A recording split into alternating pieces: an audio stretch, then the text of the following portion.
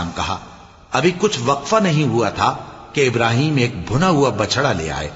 پھر جب دیکھا کہ ان کے ہاتھ کھانے کی طرف نہیں بڑھتے، یعنی وہ کھانا نہیں کھاتے، تو ان کو اجنبی سمجھ کر دل میں خوف کیا۔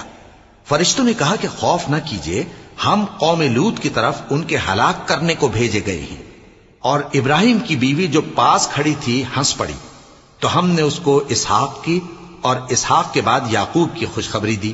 اس نے کہا، اے میرے بچہ ہوگا، میں تو بڑھیا ہوں اور یہ میرے میاں بھی بوڑھے ہیں، یہ تو بڑی عجیب بات ہے۔ انہوں نے کہا، کیا تم اللہ کی قدرت سے تعجب کرتی ہو؟ اے اہل بیت، تم پر اللہ کی رحمت اور اس کی برکتیں ہیں، وہ لائق تعریف ہے، بڑا ہے۔